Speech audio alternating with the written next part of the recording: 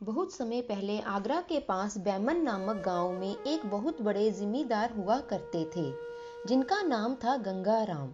गंगाराम पटेल कुछ ज्यादा पढ़े लिखे तो नहीं थे, लेकिन सामाजिक व्यवहार और लोकाचार का उन्हें बहुत ही अच्छा ज्ञान था। उनकी विचित्र बुद्धि को देखकर गांव के सभी लोग सम्मान से उन्हें गंगाराम पटेल कहा करते थे। बैमन गांव में ही बुलाकी नाम का एक नाई भी रहा करता था। बुलाकी और गंगाराम दोनों बचपन के मित्र थे। उन दोनों की मित्रता बहुत ही गहरी थी। बुलाकी भी गंगाराम पटेल की तरह तेज बुद्धि वाला व्यक्ति था। उसे भी लोक व्यवहार को समझने में गहरी दिलचस्पी रहती थी। अक्सर जब वह दोनों मिलते तो किसी न किसी बात को याद कर उनमें बहस शुरू हो जाती थी। बुलाकी यह सोचकर कि क्या पता गंगाराम इस प्रश्न का उत्तर ना दे पाए, कोई ऐसा प्रश्न गंगाराम से पूछता जिसका उत्तर मिलना बहुत ही कठिन होता था। लेकिन गंगाराम भी कम नहीं था। बुलाकी के बार बार पूछे हुए हर प्रश्न का उत्तर इतनी सरलता से दे देते थे कि बुलाकी की सारी उत्सुकता धरी रह जाती थी। प्रश्न और उत्तर का सिलसिला अक्सर उन दोनों के बीच चलता ही रहता था। दूसरे लोग भी उनके प्रश्न उत्तर के बीच शांत बैठे रहते और उनकी नोक झोंक से आनंदित होते रहते थे, क्योंकि उनको इसमें बहुत ही मजा आता था। एक बार गंगाराम पटेल ने मन में सोचा कि गांव में रहते हुए तो सालों बीत गए, क्यों न अब की बार किसी तीर्थ स्थल की यात्रा पर जाया जाए। ऐसा विचार कर उन्होंने काशी जाने का फैसला किया। पावन गंगा के तट पर बसी काशी नगरी बहुत ही प्राचीन समय से ही अध्यात्म का केंद्र बनी रही है। वहां के गुरुकुल में जाकर विद्या अध्ययन करना बड़े गौरव की बात मानी जाती रही है। काशी में ही भगवान शंकर का मंदिर भी है। यहाँ के दर्शन करके मनुष्य सभी प्रकार के भव बंधनों से छूट जाता है।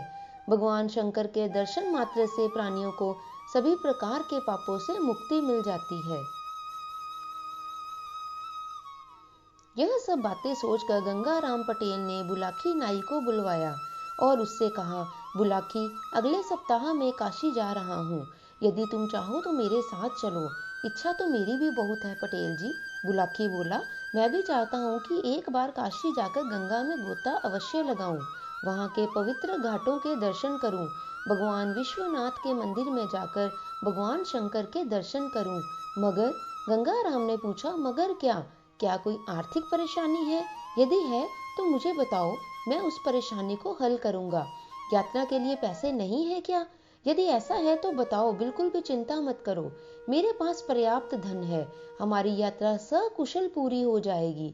बुलाकी ने कहा, फिर तुम्हें क्या परेशानी है? मैं तो आपके साथ जरूर चलूंगा। लेकिन गंगाराम झल्लाते हुए बोले, अभी भी किंतु परंतु में तुम साफ साफ क्यों नहीं बता रहे हो कि तुम मेरे साथ चल क्यों नहीं रहे? तुम्हें किस बात की परेशानी है? तब बुलाकी ने कहा, परेशानी तो कुछ भी नहीं है पटेल जी, बस साथ चलने के लिए मेरी एक शर्त अवश्य होगी। तो गंगाराम हैरान हो गए। उन्होंने पूछा, कैसी शर्त? शर्त ऐसी कि आपको मेरी शंकाओं का समाधान करना पड़ेगा। बुलाकी बोला, रास्ते में यदि मैं कोई विचित्र बात पूछूंगा तो उसका समाधान आपको करना होगा। यदि आपने ऐसा नहीं किया तो मैं उसी दिन आपका साथ छोड़कर वापस लौट आऊंगा। ओह, तो यह बात है। गंगाराम ने मुस्कुरा कर कहा, तुम चिंता मत करो बुलाकी, मैं तुम्हारी हर शंका का समाधान करता चलूंगा, यह मेरा वादा है। बस फिर क्या था, अब तो बात बन गई। दोनों ने अपने अपने परिवारों के गुजर बसर का इंतजाम किया और सफर के लिए आवश्यक सामान, धन आदि लेकर काशी की ओर निकल पड़े। दिन भर यात्रा करने के बाद शाम के समय विवेक नगर के पास पहुंचे और नगर के बाहर एक सुंदर सा बगीचा देखकर वहीं रात गुजारने का मन बनाया। दोनों अपने अपने घोड़ों से उतरे, घोड़ों को पेड़ से बांध दिया, उनकी जीनें उतार ली और सारा सामान एक घने वृक्ष के नीचे रखकर उसी वृक्ष की छाया में आराम करने लगे और वहां पर बैठ गए। कुछ देर बाद गंगाराम ने अपनी जेब से कुछ रुपए निकाले और उन्हें बुलाकी को देकर कहा, बुलाकी, यह पैसे लेकर बाजार जाओ और भोजन के लिए आवश्यक सामग्री खरीद लाओ। और हाँ, ध्यान रहे घी जरूर लाना, घी के बिना मुझे भोजन का स्वाद नहीं आता। बुलाकी पैसे लेकर बाजार के लिए चल पड़ा। उसने पंसारी की दुकान से आटा, चावल, मसाले और घी आदि खरीदा और वापस लौटने लगा। बाजार से गुजरते हुए अचानक उसने एक विचित्र दृश्य देखा। उसने देखा कि एक स्त्री पालकी पर बैठी हुई है और 3 कहार और एक राजपुरुष उस पालकी को अपने कंधों पर उठाए हुए चले जा रहे हैं। यह देखकर वो आश्चर्यचकित हो गया कि 3 कहार तो सही है, एक राजपुरुष कौन है?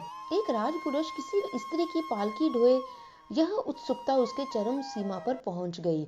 वह जल्दी जल्दी कदम रखते हुए बगीचे तक जा पहुंचा और गंगाराम के सामने सारा सामान रखते हुए बोला, पटेल जी, अभी कुछ देर पहले मैंने बाजार में एक विचित्र दृश्य देखा।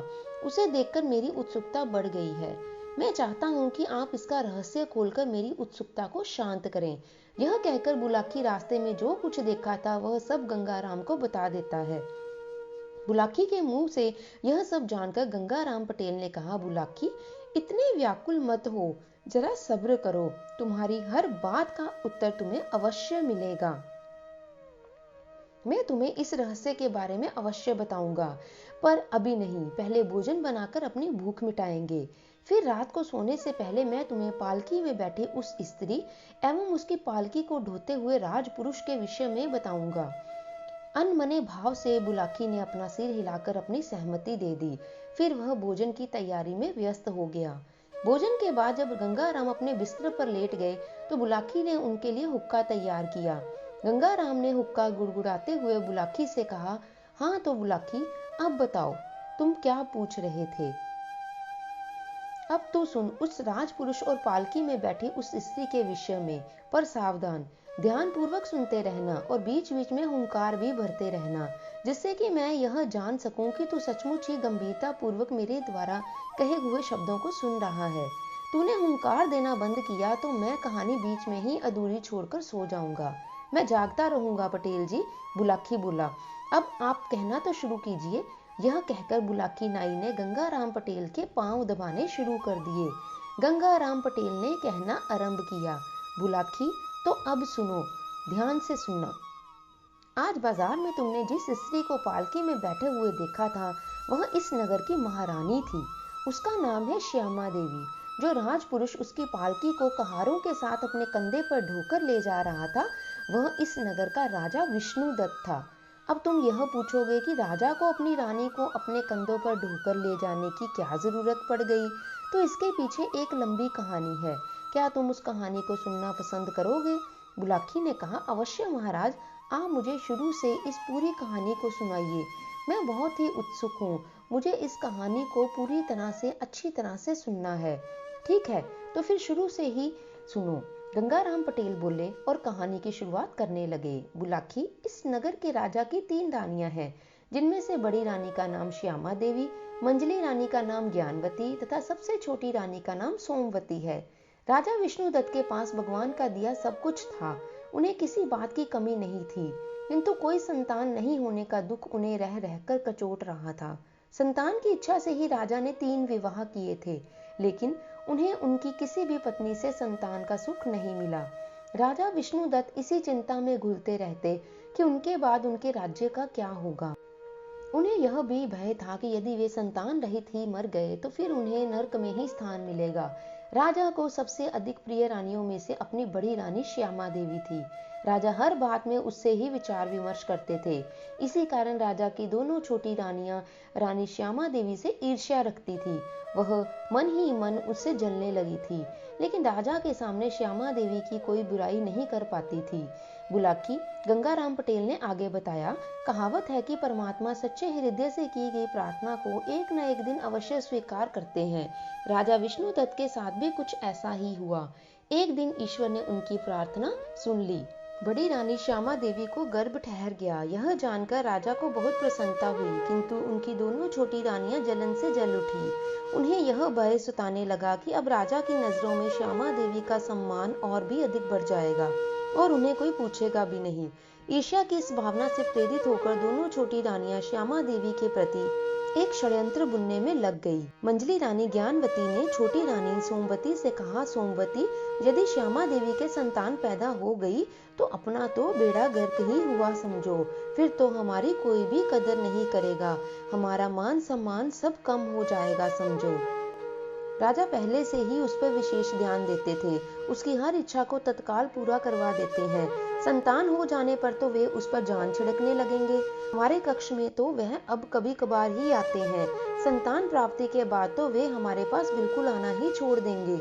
हमारी हालत तो महल की किसी दासी से भी गई गुजरी हो जाएगी। ठीक कहती हो बहन ज्ञानवती, छोटी रानी ने आह भरते हुए कहा। मैं तो अपने भविष्य को लेकर बहुत चिंतित हूँ। सोचती हूँ राजा की उपेक्षा का शिकार बनने से पहले ही राजमहल छोड़कर अपने मायके चली जाऊं तो ही ठीक होगा। तुम्हारे मायके चले जाने से क्या इस समस्या का हल निकल आएगा सोमवती? मेरी मानो तो यही जमी रहो और मेरे साथ मिलकर इस स्थिति का दृढ़ता पूर्वक सामना करो। सुनो, इस समस्या का एक निदान मेरे मन में है। तुम साथ दो तो हम दोनों राजा की नजरों में फिर से सम्मान और प्यार प्राप्त कर सकते हैं। वह कैसे? बड़ी रानी का राज्य से निष्कासन करवाकर। मंजली रानी ने सरगोशी करते हुए बताया, यदि किसी तरह श्यामा नाम का यह कांटा दूर हो जाए तो राजा फिर से हमें प्यार और सम्मान देना शुरू कर देंगे। हमारी खोई हुई प्रतिष्ठा हमें फिर से वापस मिल जाएगी। पर यह सब संभव कैसे होगा? सोमवती, जरूर होगा, तुम बस देखती जाओ। यह कहकर ज्ञानवती धीरे धीरे उसे अपनी योजना समझाने लगी। योजना के अंतर्गत एक दिन दोनों रानियों ने राजपुरोहित को अपने कक्ष में बुलवाया। उन दोनों ने राजपुरोहित का भरपूर स्वागत सत्कार किया, उन्हें स्वादिष्ट व्यंजन खिलाए। तब मंजली रानी ने अपना मंतव्य उन्हें बताया। उसका मंतव्य जानकर पुरोहित भय से कांप उठा कि यह क्या बोल रही है, अब तो मैं फंस गया हूँ। उसने कहा कि इसे जघन्य कार्य में आप लोगों का साथ मैं नहीं दूंगा। इतनी मुद्दत के बाद तो हमारे राजा की इच्छा पूरी होने जा रही है। मैंने अगर इसमें व्यवधान डाला तो मुझे नरक में भी जगह नहीं मिलेगी। बाद में जब राज्य के लोगों को इस बात का ज्ञान होगा तो हर जगह मेरा अपमान होगा। लोग मुझ पर थूकेंगे, वह मुझे देशद्रोही करार दे देंगे। मैं राजा की नजरों में ही गिर जाऊंगा। हो सकता है राजा क्रोध में आकर मेरा वध करने का आदेश दे दें। नहीं नहीं, मुझे तो आप लोग माफ ही कर दीजिए। मैं आपके इस कार्य में शामिल नहीं हो सकता। बात बिगड़ती देख मंजली रानी ने पासा फेंका। राजपुरोहित जी, घबराइए नहीं। आज की दुनिया में सबसे बड़ी चीज है धन। इस काम के बदले हम आपको इतना धन देंगे कि फिर आपको राजा की नौकरी की आवश्यकता ही नहीं पड़ेगी। और आप तो स्वयं ही समझदार हैं। धन लेकर किसी दूसरे राज्य में चले जाना, आप और आपके शेष परिवार का जीवन बड़े सुख से व्यतीत होगा। राजपुरोहित लालच में फंस गया। रानी से 1 लाख सोने की मोहरें लेकर वह उसके षड्यंत्र में शामिल हो गया। अगले दिन जब राजा विष्णुदत्त अपने दरबार में बैठा हुआ था तो राजपुरोहित उसके पास पहुंचा। उसके चेहरे पर चिंता के भाव थे। उसे चिंतित देखकर राजा ने उससे पूछा, राजपुरोहित जी, क्या बात है? आप बहुत गंभीर और चिंतित नजर आ रहे हैं। क्या बताऊं महाराज, राजपुरोहित ने उदास स्वर में कहा। बात ही चिंता की है, कुछ हमें भी तो बताइए, हो सकता है हम आपकी चिंता का निवारण कर सकें। राजा ने आगे से उत्तर दिया। महाराज, राजपुरोहित बोला, मेरी चिंता का विषय आपके परिवार को लेकर ही है। मैं सारी रात यह सोचकर परेशान होता रहा कि इस बात को आपसे कहूं या नहीं। यदि ऐसी बात है तब तो आप हमें उस बात को अवश्य ही कहें। राजा ने कहा। तो सुनिए महाराज, राजपुरोहित बोला, यह तो आपको मालूम ही है कि मुझे ज्योतिषी का ज्ञान अच्छा है। उसी ज्ञान से ही मैंने पता लगाया है कि आपका आगामी काल बहुत ही संकटग्रस्त होता दिखाई पड़ रहा है। आप आने वाले दिनों में एक बहुत बड़ी विपत्ति में फंसने वाले हैं। वह किस कारण से? राजा ने आशंकित स्वर में पूछा। क्या हमारा कोई दुश्मन राजा हम पर हमले की तैयारी कर रहा है? नहीं महाराज, ऐसा कुछ नहीं है। ईश्वर की कृपा से आप इतने सक्षम हैं कि किसी भी दुश्मन के हमले को विफल करने की शक्ति आप में है। मेरी चिंता का कारण तो आपकी होने वाली संतान है। मेरी संतान? हम कुछ समझे नहीं राजपुरोहित जी। राजा ने व्याकुलता से पूछा। आप हमें सारी बातें विस्तार पूर्वक बताइए। राजन, आपकी बड़ी रानी के गर्भ में जो शिशु पल रहा है वह आपके लिए बहुत ही अनिष्टकारी है। हम अंधे बनकर जीवन व्यतीत नहीं करना चाहते, लेकिन हम यह भी नहीं चाहते कि अपनी औलाद के सुख से वंचित रहें। क्या कोई ऐसा उपाय नहीं है जिससे कि हम अंधे भी ना हो और अपने पुत्र के सुख को भी प्राप्त कर सकें? राजपुरोहित ने कहा, महाराज, उपाय तो है, लेकिन मुझे शंका है कि आप इस उपाय को पूरा कर पाएंगे या नहीं। राजा ने कहा, आप बताओ तो सही। महाराज, उपाय यह है कि आप अपनी संतान के पैदा होने से पहले ही आपको अपनी रानी का त्याग कर देना चाहिए, जिससे रानी अपने होने वाले पुत्र को राज्य से बाहर जन्म दे, और इस तरह ना तो आपको पुत्र का चेहरा देखना पड़ेगा और ना ही आपको कोई संतान विहीन कर सकेगा। राजा राजपुरोहित पर अंधविश्वास करता था और इसी कारण राजा राजपुरोहित की बातों में आ गया और फिर एक दिन तीर्थ स्थल पर जाने का बहाना बनाया और उसे साथ लेकर चल पड़ा। चलते चलते जब शाम ढलने लगी तो उसने रानी से जंगल में रुककर विश्राम करने को कहा। लगभग आधी रात के आसपास अपनी रानी को उस घने जंगल में अकेला छोड़ राजा भाग गया और उनके पास अपना एक पत्र छोड़ दिया, जिसमें लिखा था, अब तुम पूरी तरह आजाद हो और यहाँ मर्जी जा सकती हो। सुबह जब रानी की आंख खुली तो खुद को अकेला पाकर वो बहुत ही भयभीत हो गई और रोने लगी। राजा का नाम लेकर जोर जोर से पुकारने लगी, मगर राजा तो उसे छोड़कर भाग चुका था, तो वापस कहाँ से आता। कुछ देर बाद रानी की स्थिति सामान्य हुई और पास पड़ा हुआ पत्र पढ़कर उसे पूरी बात समझ आई कि राजा ने उसे जानबूझकर त्याग दिया है। अब रानी की चिंता और अधिक बढ़ गई थी। वह सोच में पड़ गई, अब अपने साथ साथ अपने गर्भ में पल रहे उस अबोध शिशु को लेकर कहाँ जाएगी। उसे यही चिंता सताए जा रही थी। कुछ देर बाद रानी अपना मन शांत कर एक कच्चे रास्ते पर चल पड़ी। कुछ देर चलने के बाद रानी एक आश्रम पहुंची। यहाँ स्थित साधु रानी की हालत देखकर अचंभित हो गया और इस अवस्था में रानी घने जंगल के बीच स्थित आश्रम में पहुंचने का कारण पूछने लगा। रानी ने उस साधु को अपने ऊपर गुजरी सारी आप बीती सुना दी। तब साधु ने कहा, बेटी, अब तुम्हें कहीं और भटकने की जरूरत नहीं है। तुम इस आश्रम में रहकर अपना गर्भ काल पूर्ण कर सकती हो। जल्दी ही रानी ने एक पुत्र को जन्म दिया और साधु महाराज ने उसका नाम विशाल रखा। देखते ही देखते विशाल 12 वर्ष का हो गया। अब आश्रम में विद्या अर्जन करने के लिए आने वाले अन्य छात्रों के साथ विशाल भी गुरुकुल में शिक्षा ग्रहण करने लगा। जब कभी अन्य बच्चे अपने माता पिता के बारे में बातें करते, तब विशाल उनकी बातें सुन मायूस हो जाता, क्योंकि विशाल को कभी अपने असली पिता से भेंट करने का सौभाग्य नहीं मिला था। विशाल के साथ गुरुकुल में पढ़ने वाले अन्य विद्यार्थी विशाल को जब उसके पिता के बारे में पूछते थे, तब साधु महाराज को अपना पिता बताकर वह यही कहता कि उन्होंने ही बचपन से मुझे पाला है, इसलिए वही मेरे पिता हुए। वक्त का पहिया ऐसे ही चलता रहा। अब वह समय पास आ गया जब साधु महाराज अपनी अंतिम सांसें ले रहे थे। तब उन्होंने श्यामा देवी और विशाल को अपने पास बुलाकर कहा, बेटी श्यामा, भगवान की तरफ से मेरा बुलावा आ चुका है। अपना शरीर छोड़ने से पहले मैं तुम्हें 2 वस्तुएं देना चाहता हूँ। यह कहते हुए साधु महाराज ने अपनी शैया के नीचे से 2 चीजें निकाली। इन दोनों चीजों में से एक कपड़े की बनी मामूली सी थैली जान पड़ती थी और दूसरा था एक तीर। उन्होंने यह दोनों चीजें श्यामा देवी को सौंपते हुए कहा, बेटी श्यामा, ये कोई मामूली सी थैली नहीं है। यह मंत्र द्वारा सिद्ध की हुई थैली है, जिसे मैंने कठिन तपस्या के बाद अपने गुरु से प्राप्त किया था। इसकी विशेषता यह है कि इसमें रखा धन कभी भी खत्म नहीं होगा। इस थैली से दिन में एक बार तुम जितना भी धन मांगोगी तुम्हें प्राप्त हो जाएगा। और इस तीर की विशेषता यह है कि यह कभी भी चुकता नहीं है। एक बार इसे धनुष की प्रत्यंचा चढ़ाकर जिस पर भी लक्ष्य करोगे, वह वस्तु तीर द्वारा भेद दी जाएगी, वह चाहे फिर कितनी भी विशाल और ताकतवर क्यों न हो। इतना कहते हुए ही साधु महाराज ने अपनी देह त्याग दी। साधु महाराज के बाद अब माँ बेटे का जैसे उस आश्रम में मन ही नहीं लग रहा था। दोनों स्वयं को बहुत ही असहाय महसूस करने लगे थे। साधु महाराज को याद कर दोनों के नेत्रों से आंसुओं की झड़ी बहने लगती। कुछ दिनों बाद दोनों जब सामान्य हुए, तब विचार विमर्श कर उन्होंने राजा विष्णुदत्त के राज्य के पास ही एक छोटा मकान खरीद लिया और वहां रहने लगे। और इस तरह 5 वर्ष का समय और बीत गया। कहानी के बीच में रोककर गंगा राम पटेल फिर बोले, बुलाकी, चल अब मैं तुझे राजा विष्णुदत्त का हाल बताता हूँ। इतने दिनों में उसका क्या हुआ था। बड़ी रानी श्यामा देवी की अनुपस्थिति में मंजली रानी ज्ञानवती ने राजा विष्णुदत्त पर ऐसा मोह जाल फेंका कि अब वह बस उसका ही होकर रह गया था। रानी ज्ञानवती उसे अपनी उंगलियों में नचाने लगी थी। वह जो कुछ भी कहता वैसा ही होता। राजा का यह हाल हो गया था कि अब राज कार्यों में हिस्सा नहीं लेता था। राज्य की सारी जिम्मेदारियां मंत्रियों पर ही आ टिकी थी। राजा जैसे सब कुछ त्याग कर सिर्फ ज्ञानवती के कक्ष में ही पड़ा रहता था। इस बीच छोटी रानी सोमवती बिल्कुल अकेली पड़ गई। राजा द्वारा उपेक्षा किए जाने पर ही वह मन ही मन कुढ़ती रहती थी। बुलाकी, वह कहावत है ना कि सहने की भी एक सीमा होती है। राजा द्वारा की जा रही उपेक्षा से जब सोमवती का सब्र टूट गया तो उसकी नजदीकियां राज्य के रक्षा मंत्री के साथ बढ़ गई और रक्षा मंत्री को महल की बहुत सी अतरंग बातें पता चल गई। राज्य का रक्षा मंत्री भी एक महत्वाकांक्षी व्यक्ति था। रानी का सहयोग साथ में देखकर उसने राज्य को हथियाने का मन बना लिया।